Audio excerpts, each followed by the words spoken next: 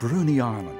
It's a remote island off the southeastern corner of a bigger island, Tasmania. Remote and stunningly beautiful, as I'm about to discover over the next few days on a trip organised by the Masters of Wilderness Discovery, Park Trek. Bruny has a huge amount to offer through massive dolerite cliffs, varied vegetation, and absolutely stunning sandy beaches. It's got it all. Stephen Anstey is our Park Trek guide, leading an intimate group of travellers for this Bruny Island experience.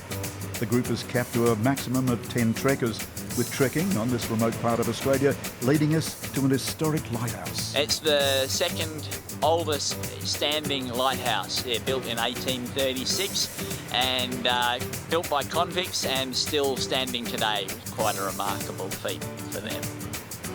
So when it was first built, it burnt a litre of whale oil in the light per hour. The wildlife one encounters on these park treks are always very special. This pair of pied oyster catchers is followed by their newly born chick. Now, like his parents, this young oyster catcher will have a lifelong preference for sandy beaches. Plenty of paddy melons too can be seen here on Bruny. But the standout sighting is of a white wallaby. The elusive white wallaby. It's a rare genetic mutation that has given these wallabies their signature white fur. We spotted several on our treks. And then came an echidna. This one seemed unperturbed by Stephen and me as it waddled right up to us. Beautiful echidna poking his beak out there. He's hunkered down. He's hunkered down. He's looking for ants. Yes. He's looking for little insects in the Yes. ground. You see that fur that he's got? That's a lot longer than you get on the mainland. Okay. So it's a bit colder down here, and so they just have that for extra warmth.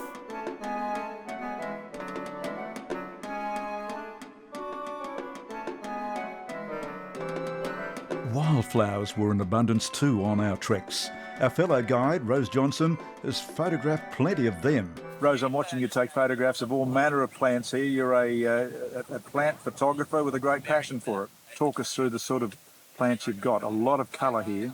Yep. So this is a native pepperberry. You can tell by the red stem. Yes. And the little pepperberries that are here. So edible as well. So got like a really good bite to them.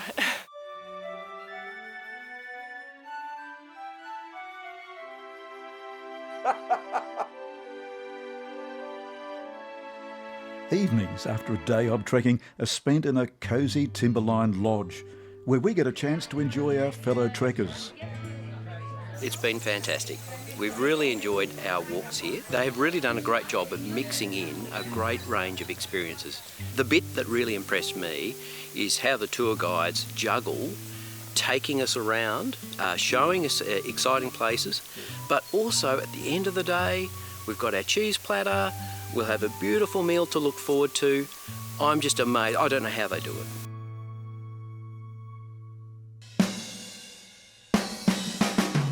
There are also side trips on offer.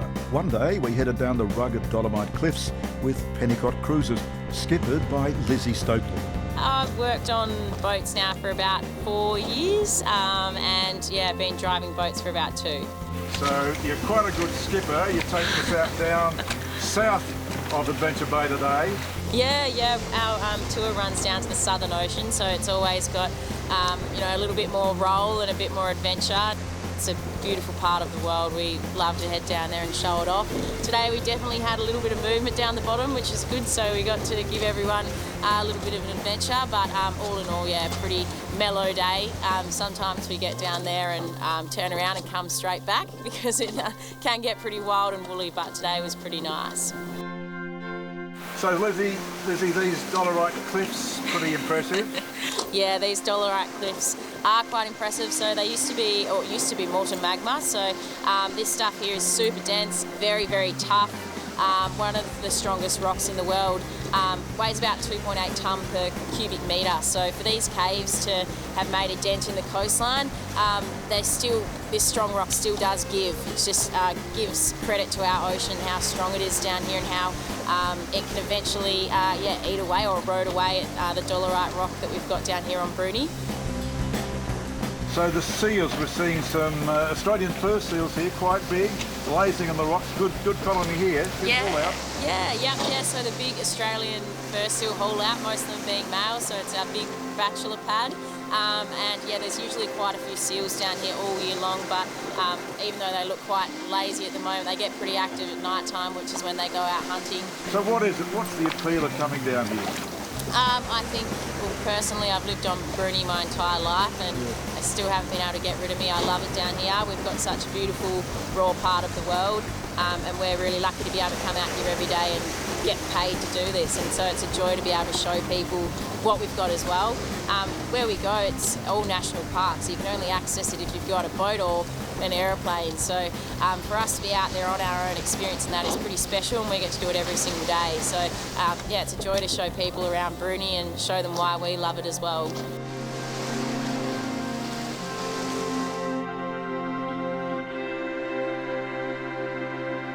Another day, another trek, this time down on one of the many gorgeous beaches that line Bruny Island. The standout feature being the Dolomite Caves and narrow passages. On a narrow canyon. Having to hit both sides of the rock through here, but squeeze through, breathe in, and we're through.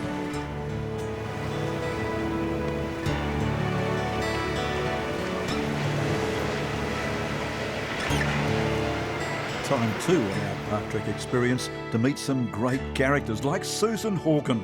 She runs a raspberry farm in a cute settlement known as Adventure Bay. Susie, so you're the Bruny Island raspberry girl.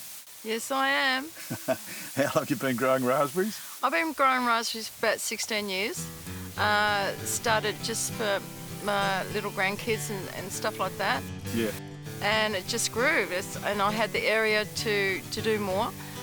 And now it's grown into a farm that supports my shop, and I can live and work in my own backyard. So how cool is that? Why raspberries? Raspberries, like, they're awesome. They're the fruit to have in your backyard if you've got to go doing it.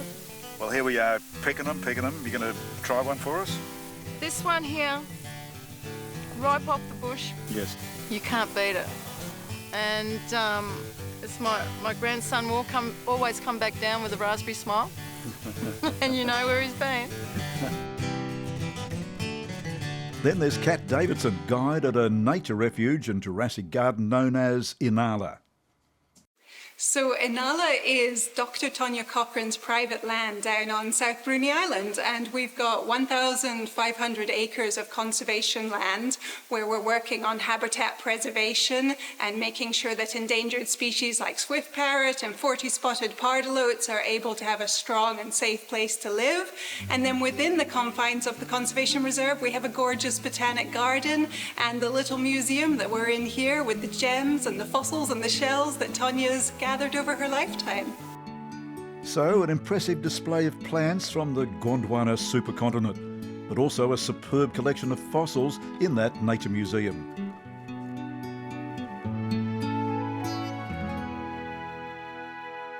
But the biggest Bruny Island surprise for me is how the Bruny baker, John Bullock, sells his bread. Well, this has got to be the world's most unusual bakery shop. So 2 fridges. The baker lives up the road here. He comes down a couple of times a day. He bakes a bit of bread up there. He puts the bread in the fridge there. In you go. You buy your bread. Big selection. He's just put it in there. Nice and warm. And you put your coins in here to purchase. You don't even attend the shop, you just stock it with the bread every now and then. Open 24/7. Where did you get the concept? At what point did you say in your life, I'm not going to have a shop, not a conventional shop like anyone else, I'm going to put a fridge on the side of the road full of my bread? It needed to be something that was possum-proof, Yes. waterproof, Yes. and preferably kept it warm. And there's gone to town. You wanted to bake bread, but you didn't want to be bothered standing there and taking money and selling it. No, definitely not. Bruny Island's innovative bakery. Just another memorable experience on our trek across Bruny Island.